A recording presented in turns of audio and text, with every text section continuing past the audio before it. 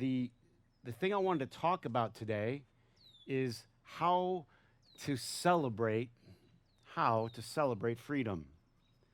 And I want to read a scripture. It's from Galatians, and Galatians is a book in the Bible, letter that Paul wrote, and it's really about freedom, and it's about freedom from a prior religious system that Paul was a part of, that most of the followers that were starting to turn towards Christ were a part of, and they were having a hard time letting go, and so they were going back. And so Paul was trying to focus on the fact that Christ had set them free. And freedom's a funny thing, because this was a freedom from religion. And I can't tell you how many people I meet who grew up a certain, whatever, we'll call it, religion, and it had with it a lot of boundaries, a lot of rules, a lot of, you're about to fall into hell, and I'm not sure about your mom, and does anybody know what I'm talking about? And then you encounter freedom, and it makes sense to you that God's at least as loving as your most loving parent. God's at least as loving as your most loving aunt. Hopefully. Anybody? Can I talk to you guys, or are you guys just going to stare at me today? All right. Wouldn't that be true? God is at least as loving as... So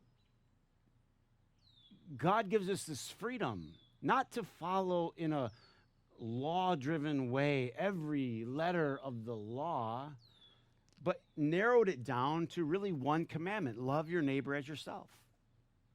Narrowed it down. Love your neighbor as yourself. And then within that, you're free.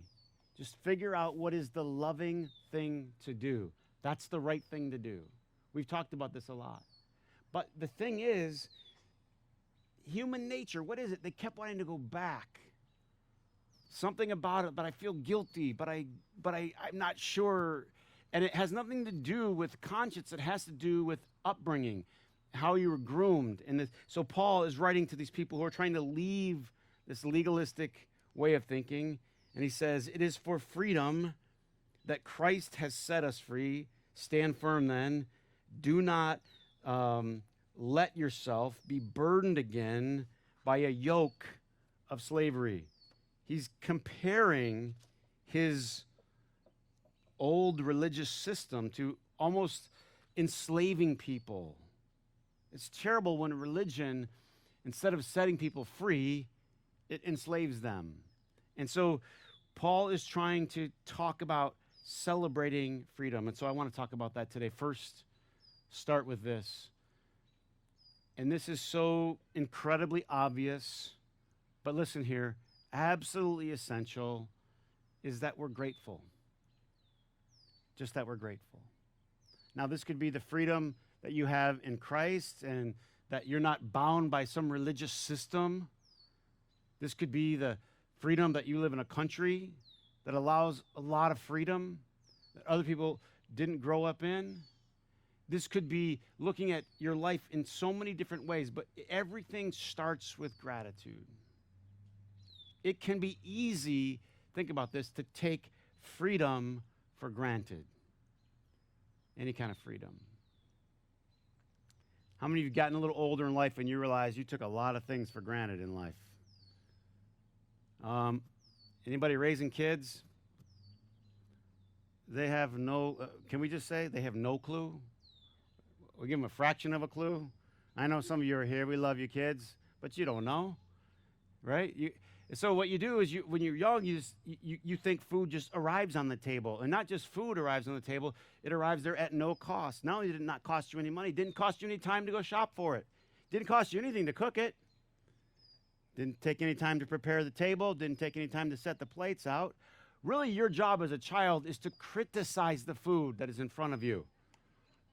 After all that. Is this true? Who was there? Huh? We were all kids, and now you're reaping it. You're reaping it. Kids are doing it to you, and we realize it's so easy to just take things for granted. And when we realize is when it's taken from us. And freedom is a funny thing because it's easy to take for granted. Can I just throw this idea out to you? There's probably a big difference between freedom and newfound freedom. Newfound freedom. People that were not free and all of a sudden are on the threshold of stepping into freedom. I've been doing a lot of reading in light of all the things that are happening in our nation today. One of the things I've been reading about is the end of apartheid in South Africa. And I had the privilege to tour Nelson Mandela's home years ago, and I've been fascinated by his character. And he was in prison for 27 years.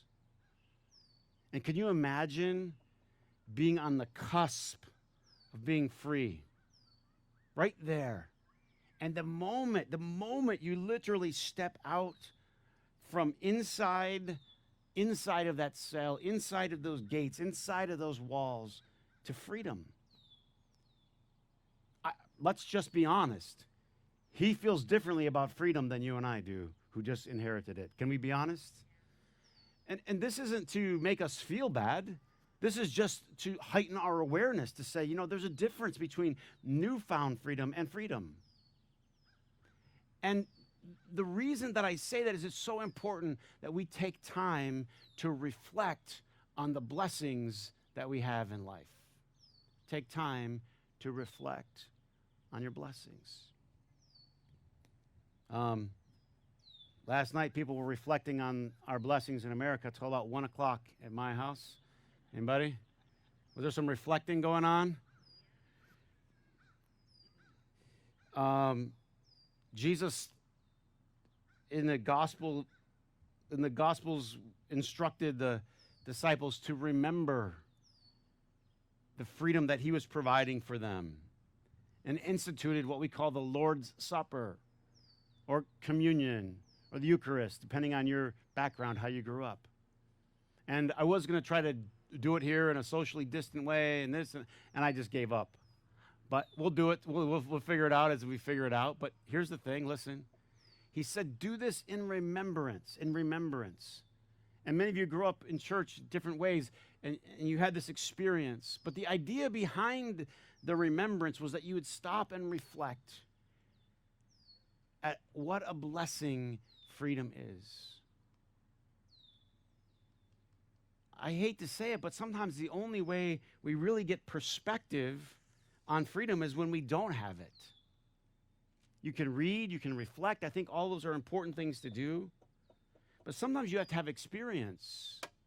Maybe you travel somewhere where people aren't as free as you. Maybe you sit down and talk to somebody.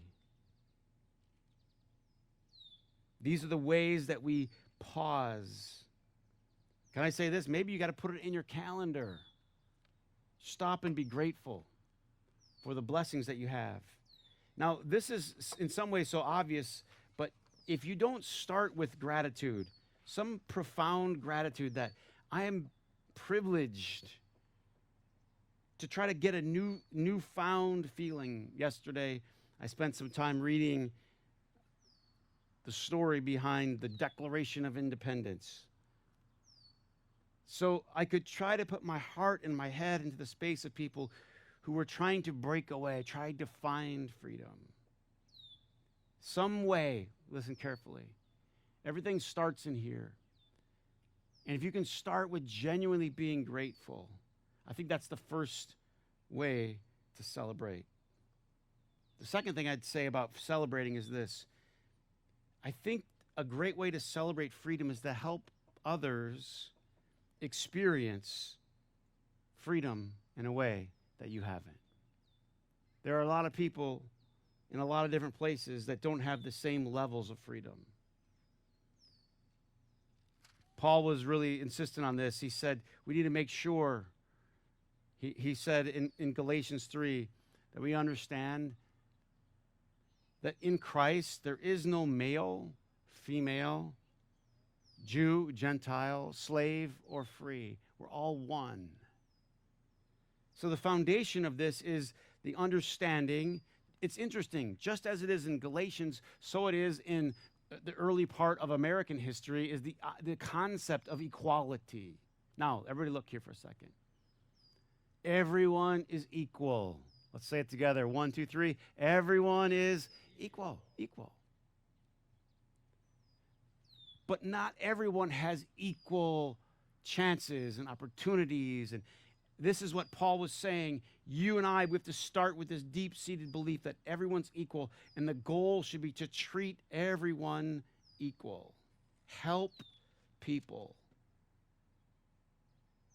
A foundation is a deep-seated belief that everyone is a child of God. Everyone deserves this. In early American history, we had the words, we wrote the words down, but we didn't practice it. Isn't that funny? We're all equal, but the ladies can't vote. They aren't that bright. Can you believe sometimes you think of it, can we believe we did that? And we're all equal, but we're still going to need slaves. And I could go on and list one thing after another. But now making a point, and here's the point. Sometimes you can kind of say it here, but it needs to travel here and it needs to get here, so that our passion is that there's equality for every single person. This was the heart that Jesus had when he was always associating with people and frustrating people around him because he refused to separate himself from the sinners. He saw everyone as equal. Yesterday morning, I was out mowing the lawn, and while I was mowing the lawn, I wasn't paying attention, and I try to pay attention, but sometimes I don't. Anybody in my ballpark? I was thinking about something, whatever. My mind drifted, and I turned the mower and I blasted my neighbor's car. And I looked over and it was just covered. It had grass all over it. And I was, mortified. So I got off and I went over there and I got a dust rag, an old T-shirt, and I started, somebody take care of that little child over there. Right? And I'm wiping off her car, and it's just everywhere. It's in all the cracks and crevices, and I'm like, this is just not, but I'm trying, getting it all off of it. And finally she sees me and she comes out and she goes, Chris, stop doing that. And I said, no, I'm sorry. I just, I wasn't paying attention, and I've just sprayed all over your, she goes, stop doing it. And I have a free car wash once a week, and I'm going to go get it washed now. I'm on my way. And I said, no, I'm going to still do it. So then we started talking about her husband's in the hospital, and we're praying for him. And she said, I'm on my way to the hospital. And then she said, stop doing it or I'll smack you. At which point I gave up. But I want to make a little point about celebrating freedom. So one idea people have of freedom is, freedom means I can do whatever I want. Whatever I want. Paul writes in Galatians, he says, don't use your freedom to indulge in your selfish nature. Make sense? You don't use it to indulge in selfishness. In other words, when you're mowing your lawn, pay attention to where you're spraying that stuff. I am free. You could say, I'm free. I'm on my lawn. I can do what I want on my lawn. It's my lawn, mine. You get the common phrases? And whatever happens, it's not my responsibility. But reality is what? It is my responsibility. Our freedom has limits to it. Loving people put restraints on their freedom. Think. Loving people put restraints on their freedom. They don't go blasting their neighbor's lawn. Charlie's got her stars and stripes on today. She's a very free baby. She was sleeping next to me this morning, and she turned around and whacked me in the head 5 times. And it reminded me of a saying that I heard a long time ago. Your freedom to swing your fist ends where my nose begins. Freedom has a responsibility of restraint. we care about the people around us. We have a responsibility to the people who are around us. Not to just dig in and keep rehearsing over and over and over again about how free we are to do whatever we want.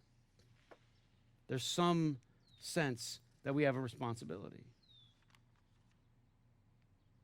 And so, celebrating freedom should be done with some kind of, I'm going to use this word, sensitivity, awareness, paying attention to the people that are around us.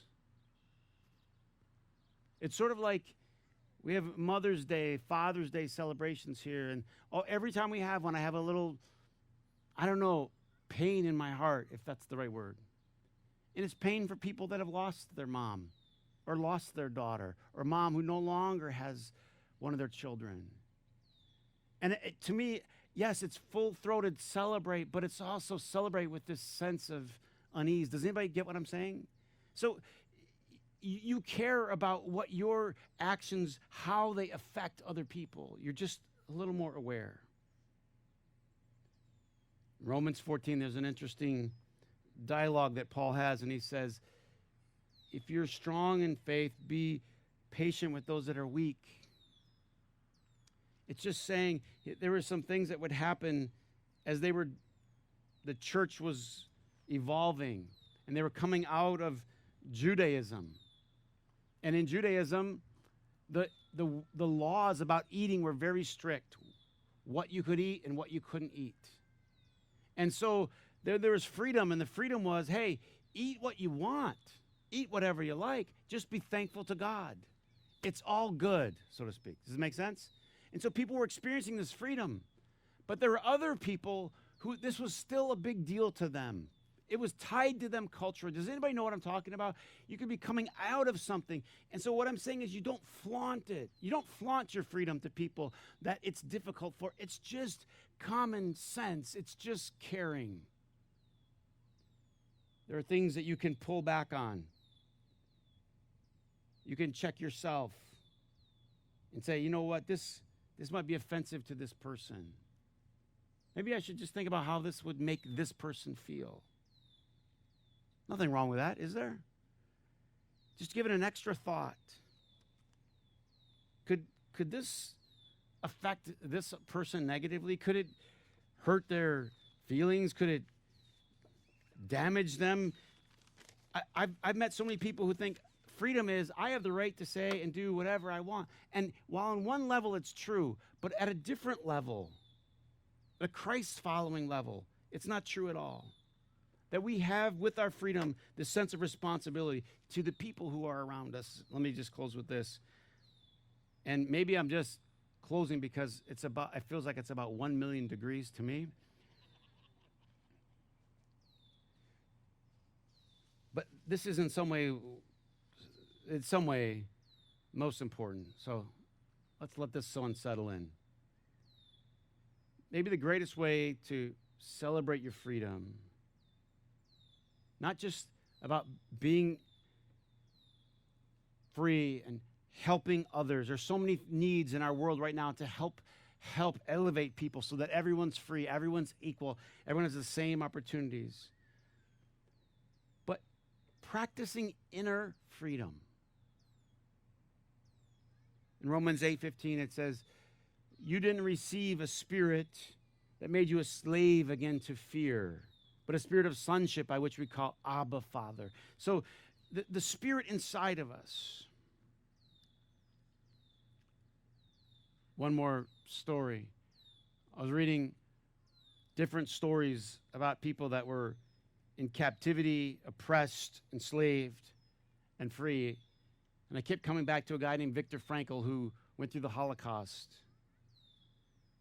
And he talked about how though he was in a concentration camp, forced to work in severe slave labor conditions, literally just wishing to find a piece of wire so he could get his shoes. He didn't have shoelaces, but enough wire, just this much, so he could tie his shoes together to march in the snow so that he could do hard labor and march back to his camp. And this is what he talked about. inner freedom. There are a lot of people that have all kinds of freedoms. They have money. They live in free countries. They have all these, but they're still not free in here. And here they're a slave to their own fears. And he said, I noted that there were people that were completely locked up on the outside, but on the inside, they were completely free. That's something to pay attention to. What's going on the inside? Because the reality is you can be free and you are your own oppressor. Think about it. The thoughts that you think about yourself, the way you think about your life. Viktor Frankl went on to develop his own psychotherapy institution to help people develop inner freedom. Because nobody has the perfect world out here. But what we can do, and this is what's key, you can choose how you respond to whatever comes in front of you today. That's inner freedom. And I wish, don't I wish I could just help your life, every card fall into place at the right time. And I don't know about you, but there have been some weeks, maybe months, and maybe even some years when I felt like every card was falling into place. Anybody? And then all of a sudden, you hit the joker, and the joke was on you. You know what I'm talking about? And all of a sudden, everything went sideways. I didn't see this coming. This wasn't how we planned on this health problem, these challenges with the kids or whatever, the job. And now all of a sudden, you have a choice to make. And the choice is simple. How do you want to react to the things on the outside that you can't control?